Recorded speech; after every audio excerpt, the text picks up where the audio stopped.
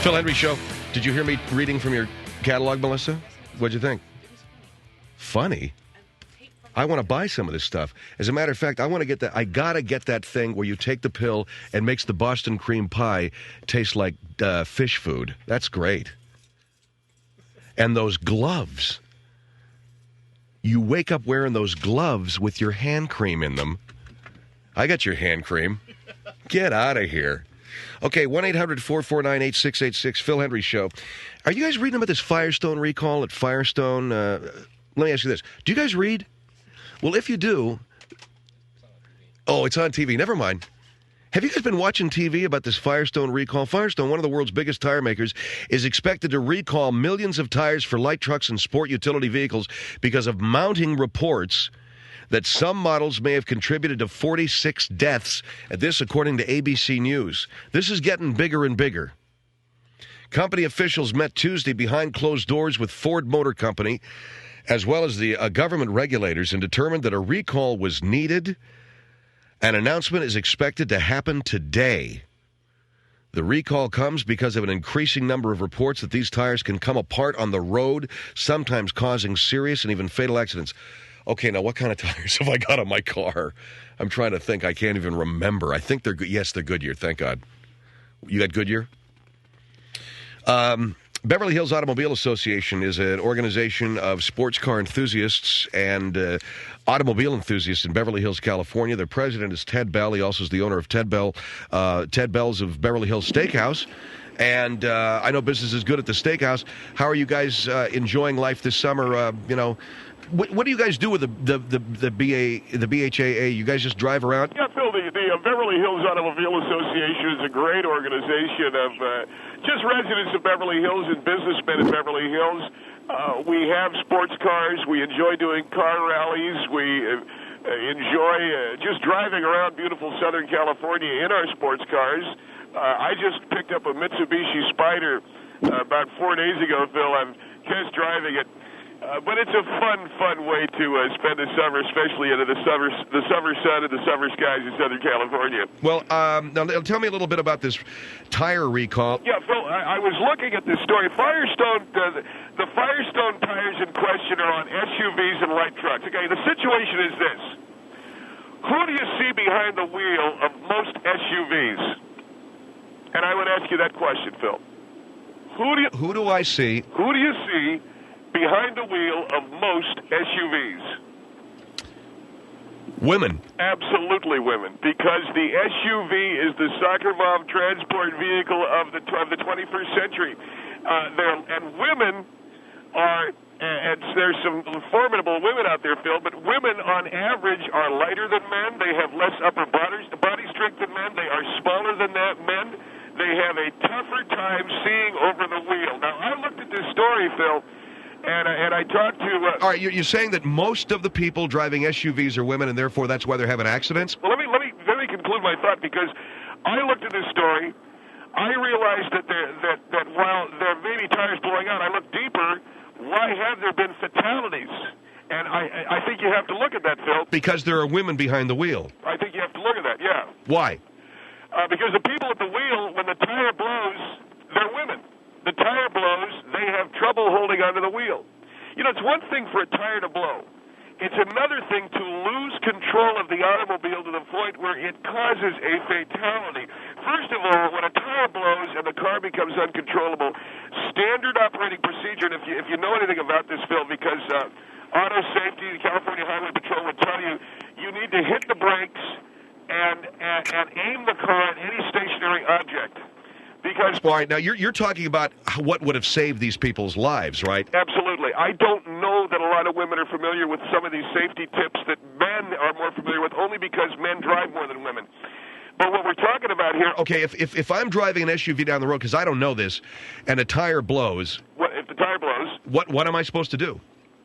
Well, you know what... For instance, I've driven on ice. I've driven on snow. I know that you turn into the spin. I've pulled myself out of more spins on ice than I care to remember. A blown tire...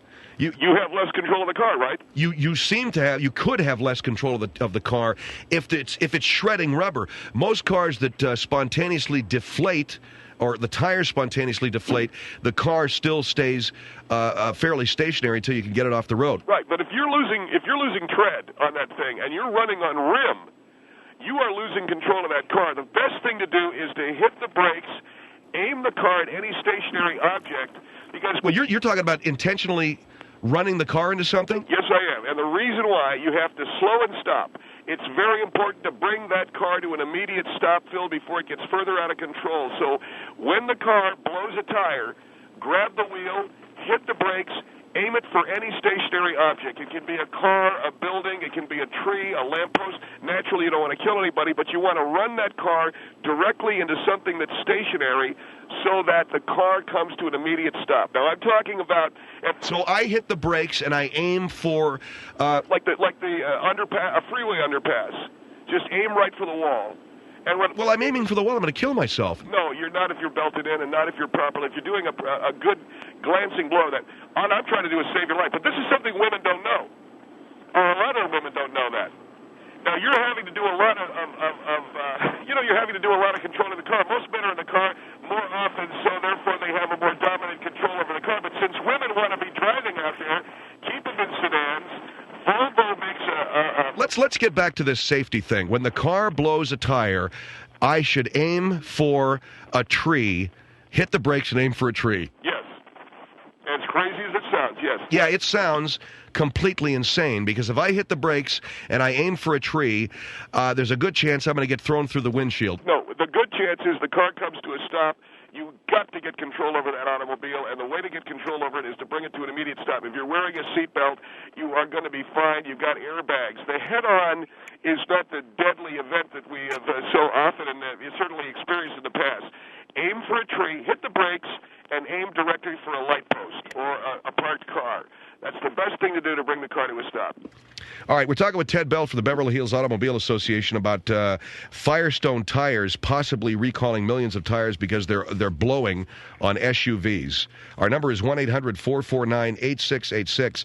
Ted, you mentioned that women should not be driving SUVs because they don't have the upper body strength. No, it's a lot of automobile for a woman to be driving, Phil, and I think that's where you're seeing a lot of these blown tires on SUVs that women are driving. Now, I think women should be in sedans. Volvo makes a great car for women. I was kidding my wife, Phil, the other day, as a matter of fact, that Volvo sounds a lot like vulva, if you think about it. And she got mad at it. Yeah, that is in bad taste. Yeah, I knew that you'd get angry, too. But do you understand what I'm saying? Yeah, I understand what you're saying. It's in very bad taste. Well, I knew you'd get angry. But the only SUV that I seriously would recommend for a woman is a RAV4, a Honda Passport. These are cars that are small. And you get me I'll tell you something right now, Phil. The other thing is you have these soccer moms who are driving these SUVs. You do have a weight consideration.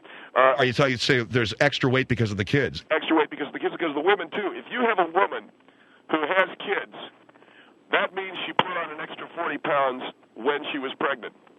Now, you put that weight into a large 250 or 300 horsepower SUV with a Firestone tires that are underinflated, and I got news for you. She's going to visit hell before she gets home. Okay? Well, you're saying that the woman is too heavy? She is too heavy in a car with 4 or 5 kids. That tire automatically underinflates, and now you've got a flaming chassis sailing into a barranca because you had too much weight on an underinflated car. My wife, Phil, and I'm going to tell you this right now, never gets within 20 feet of the driver's side of our Escalade or Navigator, and she only weighs 120 pounds. You don't let her drive it? I don't let her drive it. All right, well, let me tell you a story. All right. No, wait a minute. I know what you're going to say. Your wife drives one. You better believe it. My wife drives an SUV, drives the kids to and from school, drives it to and from the... Does she do a lot of freeway driving? Hold on for just a second, okay? No, did she do it? Just hold on for a minute. My wife drives an SUV, and she's never been in any... She has never become a flaming chassis sailing into a barranca. And for you to put it that way... Phil, there are 46 fatalities. It's possible these tires caused it.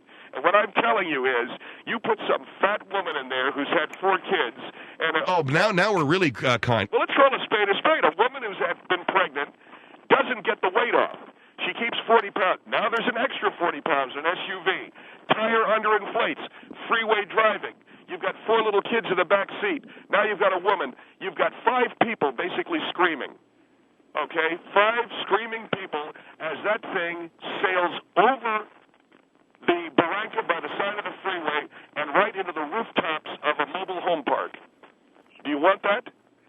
You know, you describe that in such floral terms. I am trying to get you to see reality. Yeah, it sounds almost like you're enjoying it.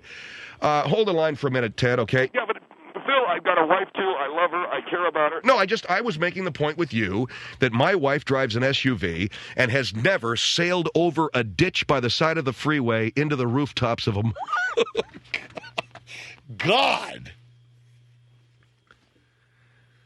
You take an overweight woman and 4 kids in an SUV, and it's a flaming chassis sailing into a barranca.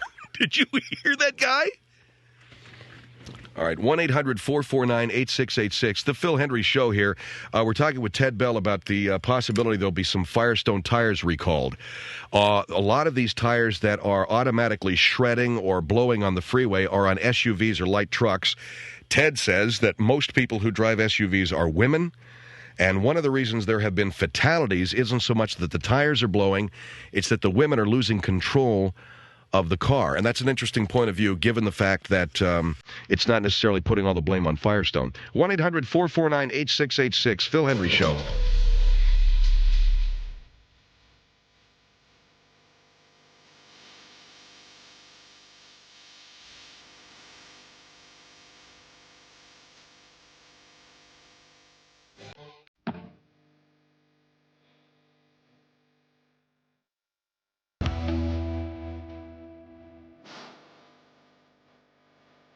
You let your wife drive, though? No, I don't let her drive the SUV. Phil Hendrie Show, 1-800-449-8686. Firestone tires may have recalled several million tires as the result of some of them possibly spontaneously shredding on the freeway and possibly causing fatalities. And I keep saying the words possibly because we don't know for sure. I also don't know whether they've recalled the tires or not. So maybe we can find that out. But in any event, Ted Bell is on the line with us from the Beverly Hills Automobile Association talking about the possibility that these are, this isn't so much the tires causing the fatalities, Ted? Yeah, no, what I'm saying is it's possible that you've got a lot of women driving SUVs, and I am not trying to put down women or their ability as drivers, but I will tell you this much. You know as well as I do, most of the people out there driving SUVs are female. Are they controlling these cars? I don't know. Do they have the strength to control the car properly? I don't know. You've got a lot of screaming kids in the back seat. You've got a woman who could be anywhere from 5'1" or 2 or 3 on up. Tire blows. Does she have the ability to control you're talking about a vehicle, Phil, that weighs an awful lot, 300 horsepower. They're generally very wide vehicles. I think it's a tough thing to control even for a man. And for a woman to suddenly go from bringing the kids home from soccer practice or coming home from the grocery store, gleefully looking forward to a dinner that they're going to prepare together, and the next thing you know, you're upside down in a field with one cigarette spark touching off a fuel puddle. I don't... What are you talking about, man? Well, I think you know. So the woman and her kids are upside down with a fuel puddle? You're talking about blown tires, right? Yeah, but you're painting such a view of this thing. It's frightening what you're saying. I mean... Phil, there were 46 fatalities. All right. I understand that. But whether or not it was caused by female drivers is something else entirely. 1-800-449-8686. Palmdale on the Phil Hendrie Show. Hello. Hello. Yes, ma'am. I just wanted to call and say that your guest speaker is chauvinistic. Just because we're females and we have children doesn't mean we're overweight. And we are capable of handling vehicles. There are women out there driving semis. You have a kid, you put on weight. If you have a kid, you put on weight. I have 3 children. I still weigh the same as I did before I had them. But you put weight on? No, I did not. Oh, come on. If you're pregnant, you're putting on weight. You might have taken it off, but you're putting on weight. Regardless, if you weigh 30 pounds more, that could be a child, or it could be another passenger. It doesn't. You know what I'm talking about, don't you, Phil? All the SUVs I know women have power steering and power brakes. Yeah, and that's another problem, because with a power steering and a power brake, the car reacts far more quickly. And you jerk the power steering of an SUV the same way you jerk the manual steering of a regular truck, you're going to go a lot further. Well, let me and tell all you got to do is blow a tire and pull that wheel a half an inch in one direction, and the next thing you know, you're kissing wall. It doesn't matter what your gender is. It's what you're capable of handling. Your Ma'am, reaction. are you telling me that most of the SUVs out there aren't driven by women?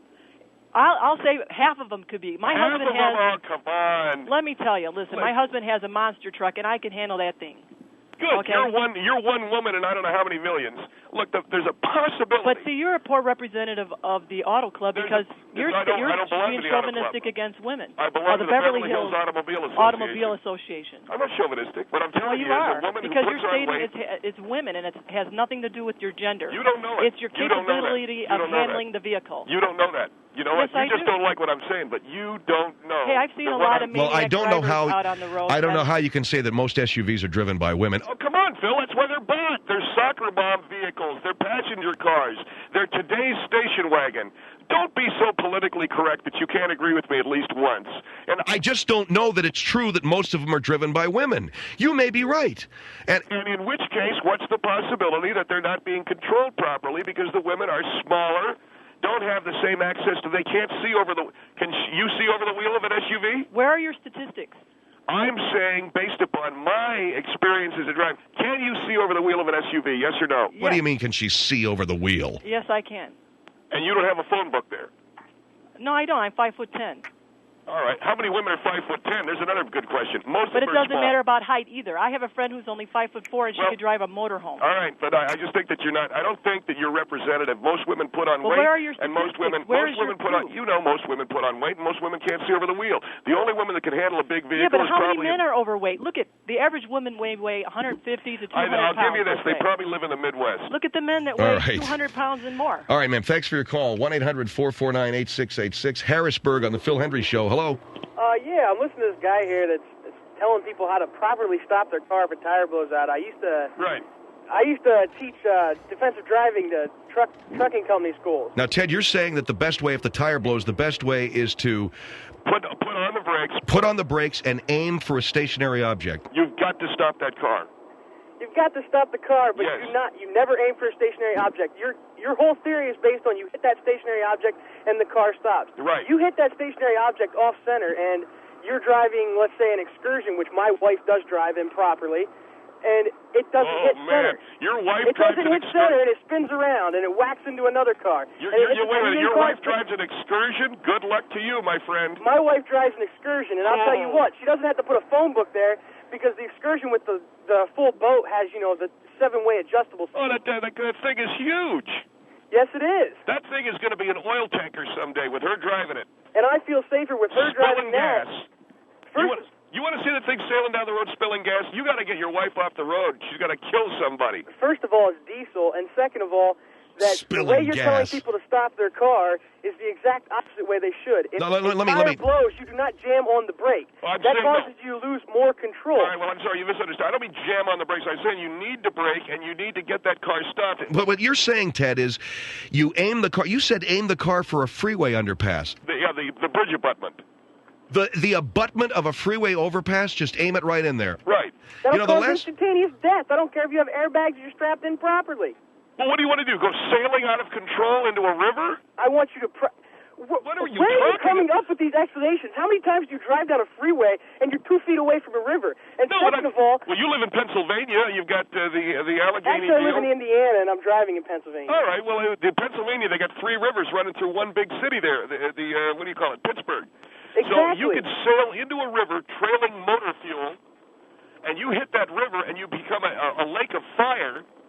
Oh, my God. No, I don't become a lake of fire. And the proper way to stop a vehicle is to gently touch the brakes and slowly come to a halt. And if you blow a steer tire and you start to lose control, the proper way and the way you're supposed to be taught is to press the gas to regain control and take pressure off the front tires. And that's the way you're taught. Well, I'll tell you this, my friend. 80,000-pound tractor trailer. All right, I'll tell you this much. I got a Jaguar. I got a brand new XJR. That's nice. God forbid some overweight mother blows a tire and hits my Jag.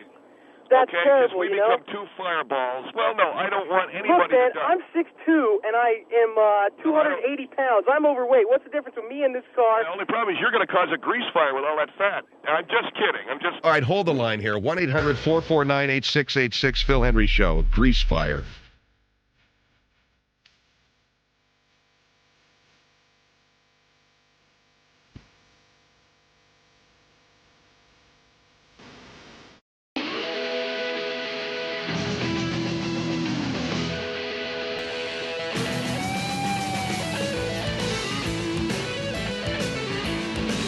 Phil Hendrie Show, 1-800-449-8686.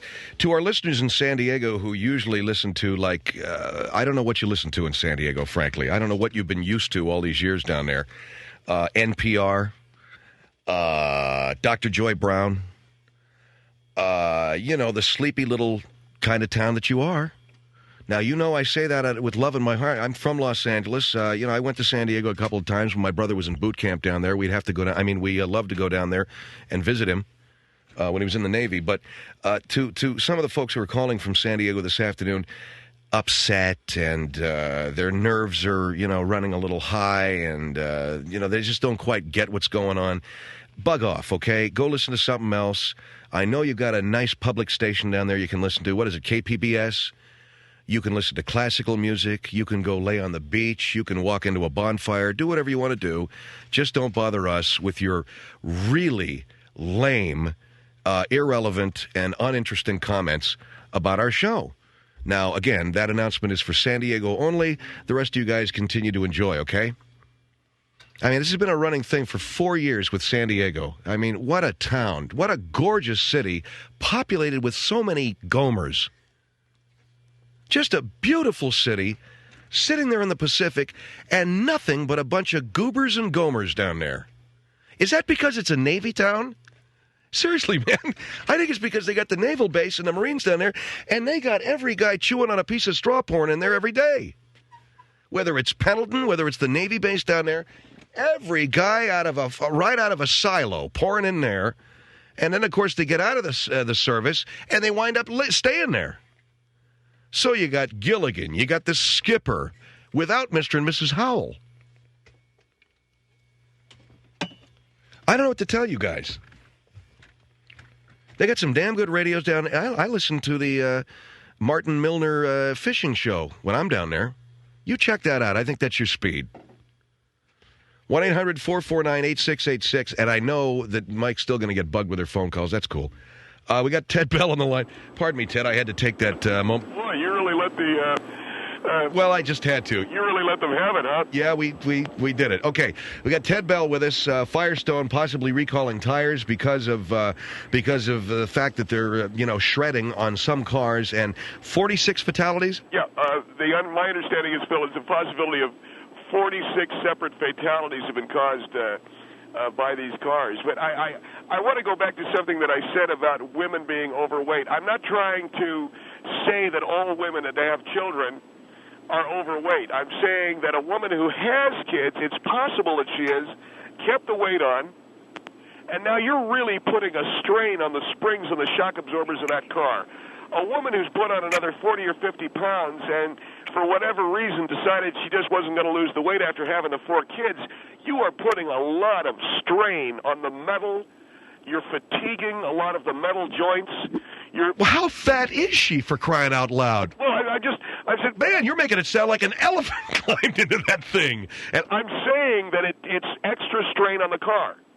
And when you put that much weight in there and the tire blows, I am telling you, hit the brakes, run directly into a wall or a truck or something, because if the car continues to go, Phil, if you allow that car to continue to sail out of control, I guarantee you that it's from about, I'll say a mile away, it'll be a ball of fire dropping into a ravine. That's all they'll see. From about a mile away? About a mile off. Carlisle on the Phil Hendrie Show. Hello. Carlisle, hello. Oh, hi. Yes, ma'am. I just have a comment for your guest. First of all, my weight How are you? Fine. My weight has nothing, my lack of weight or my weight has nothing to do with my ability to handle a vehicle, regardless of the size, whether it is a small little vehicle that'll fit underneath the tractor trailer or a large one such as an SUV. Your weight has nothing to do with it. My weight has nothing to do with my ability. I don't think that that's a very intelligent comment. I mean, forgive me, but of course it does. My weight I'm not saying does not have anything to do with my ability to handle a vehicle. This lady is not overweight, in other words. Is that what you're saying, ma'am? Yes, that is correct. Oh, okay. Second of all, I drive 40,000 miles a year for business, and I have not had an accident. All right. Second, good. Most men, even if they are not overweight, are going to weigh more than a woman who has put on 30 or 40 pounds. That's a good point. That's true, too. But women carry all of these. The women carry all of the weight, and forgive me, but women carry all of their weight in their ass. Men's weight is spread out more often. Not necessarily. Men can. No, a lot of men carry it in their belly. A lot of men carry it in the belly, which is different from displacing it to the ass area. And but when you've got all that ass weight, okay. Women carry all of this weight. I think your wording is also very crude. Yes, it is. I am a lady, and I appreciate to be talked to as a lady. I'm sorry, but what I'm saying was you got a lot of weight in the rear end, let's say, in the hips and the rear end. It's harder on the shock absorbers. Now you're talking about the metal heating up, and when the metal heats up, it gets softer. Now the springs begin to... I don't know what it... I'm sorry, but a woman that weighs 140, what are we talking about, the Challenger blowing up here? No, if you're talking about a woman getting into an SUV with butt weight... If a woman weighs 140, 150, even 160 pounds, she is not putting any more strain on that vehicle than a 200 or 225-pound man is. I disagree. If you've got all that weight in your rear end and you've got metal fatigue... It doesn't matter. It's all going to be focused on one spot on the seat. Whether it be a man or a woman, That's it's exactly all right. going to be focused on that seat area. The seat sits directly over the oil pan and transmission area. Now the metal heats up. It starts to split and splinter. Okay, now fluid starts hitting the street. Wait a minute, Ted. Are you saying because a woman's heavy, she's so fat, she's going to cause the metal to splinter under the chassis? Right. And a lot of the metal splinters can get into the tires and cause the tire to automatically deflate. So why don't you people listen to me? God. If what you're saying, take it this step out. I don't know so what you're saying, you've got an SUV that is a much heavier, much sturdier made vehicle than a lot of these little two-seater type vehicles. Right. Then we should be seeing more of that type of situation happening, more of the bodies disintegrating on the smaller two-seater little four-cylinder engines than we do on the large vehicles. No, you don't, because you got more engine heat coming off those SUVs. I don't know why I'm even trying to explain it to a woman anyway. Forgive me, but do you understand cars? Yes, I do. I have worked on cars. The only thing a woman wants is a vanity mirror on the the passenger side is what it's been. All right, Ted. I'm sorry. No, all right, I appreciate your time. Thank you very much, ma'am, for your call. Is a little bit... Well, okay, thank you very much. What do you mean, the metal fatigue splinters? You're getting 180 pounds of what is called AW, okay? Look at the driver's manual on what most cars can carry in AW. I don't know what AW is. Ass weight. Okay? Check the driver's manual. Check the specs. Yeah, man, I'll go out and check that, okay? I'm telling you, Phil, you can joke around, but we're talking about saving lives. Here is Gresham, Oregon on the Phil Hendrie Show. Hello. Hello? Yes, ma'am. I want to respond to the man who claims that women can't drive as well as men. Look up that AW number, Phil. SUVs, big trucks. I've driven a moving van, and I've not been trained professionally, although my husband drove a big truck, and he explained to me it takes a lot longer to stop, etc. Well, duh. But I've driven in a pickup truck, which we own now. It's a crew cab, 21 feet long. What's the AW bearing on that? And crossed. What's the what? The AW bearing on that. In other words, on the passenger truck you have. It's a 9,500 gross vehicle weight. Okay, but what's the AW it can bear? Excuse me, but they don't give that in the specs, and well, you know what? A lot of outweigh us by at least 40 pounds. I'm talking about AW weight, though. What's your AW as opposed to his? And that's important to know. I'm 120. He's 160. No. What's your AW? Excuse me, but I don't want to talk to anybody that's that filthy-mouthed. Goodbye. Oh, all right. So she's at 120 pounds. That must mean her AW is about 100 pounds. Well, she doesn't like the idea of you saying ass weight. It's right there in the owner's manual. I'm looking through my owner's manual. I don't see no AW. Well, mister, I'd go back to the dealer and... Yeah, I'll go back to the dealer. I'll find out what the AW is on my car. Okay, Ted. By the way, Mike, can we get an update on that Firestone story? Because I don't know, frankly, if they recalled the tires. They said they were thinking about it. 1-800-449-8686. Ass weight. Phil Hendrie Show.